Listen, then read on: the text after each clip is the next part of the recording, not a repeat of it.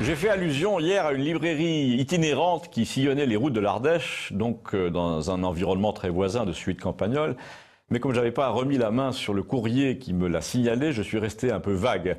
Alors j'ai retrouvé le courrier, on me désignait dans ce courrier un article du Figaro qui vante les mérites d'une librairie camionnette.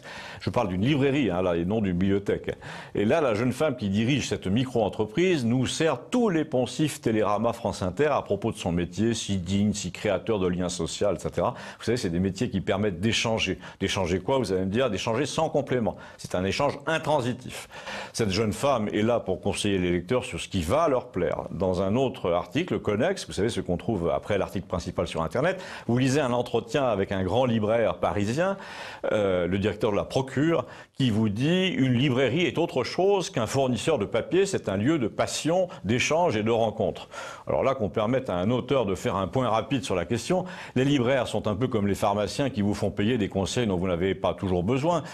Quand l'ex-concubine du président de la République a publié un livre qui mettait à mal la réputation de son goujat, là, juché sur son scooter, eh bien, les deux lesbiennes qui tiennent la librairie centrale de la ville voisine de Campagnol, j'y peux rien, c'est notoire, elles portent leurs différences en bandoulière. Donc, ces deux femmes péremptoires, et pas tellement aimables d'ailleurs, ont placé une étiquette sur la porte vitrée de leur boutique en indiquant au lecteur que la librairie ne vendait pas ce genre d'ouvrage. Je parle de Suite Trierweiler. Et c'est une anecdote qui me servira de symptôme pour évoquer la crise de la librairie.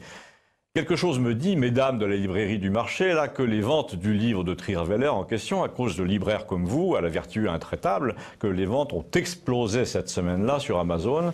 En revanche, des conseils pour acheter le dernier roman vanté par Okapi et qui raconte la vie d'une enfant sous les tropiques, alors ça, vous en êtes prodigue, le frisson de désapprobation avec lequel vous accueillez la question. On m'a parlé d'une biographie de Charles Maurras chez Flammarion, en dit long sur l'idée que vous vous faites de votre métier de libraire. J'ai plusieurs fois surpris des regards de votre part disant « Vous n'avez pas honte. Vous n'avez pas honte d'aimer les romans roses, vous n'avez pas honte d'acheter un livre de Dupont-Aignan, vous n'avez pas honte de faire la fortune des éditions du Rocher. » À l'époque, c'était un éditeur dissident. Quant à nous resservir sans cesse l'argument du vendeur de papier, permettez-moi de vous faire observer que dans les années Harry Potter, vous mettiez comme les autres, comme tout le monde, un présentoir en carton à l'entrée et que les ventes de Guillaume Musso alimentaient votre chiffre d'affaires aux trois quarts. Mais il y a pire, madame, mesdames, c'est que un de mes amis écrivains, de droite certes, mais pas un criminel, pas sans talent non plus, publié chez un grand éditeur parisien, Flammarion, là encore, a sorti un livre polémique assez féroce sur l'éducation il y a un peu moins de 10 ans. Un livre qui a fait l'objet en 2 semaines de toutes les curiosités médiatiques. On a vu son auteur partout, Ardisson, Gisbert, débat sur LCI, une émission énorme sur M6, une couverture presse assez importante. Et donc, le lundi qui a suivi ces 2 semaines sous les projecteurs, je me résous à aller acheter ce livre que je n'avais pas reçu. Je le demande chez vous, mesdames, en me disant que pour une fois, vous l'aurez puisque tout le monde en parle. Eh ben non, justement. Les gens de gauche n'aiment pas ce livre. Le Nouvel Observateur n'en a pas dit du bien. Le Figaro et Valeurs Actuelles, eux, en revanche, en ont dit du bien. C'est assez pour que vous décidiez, mesdames, de ne pas le commander ou de ne pas ouvrir le carton s'il est arrivé. Et là, vous prononcez la phrase fatidique, la phrase un peu lasse et qui désigne aux autres clients le lecteur dissident.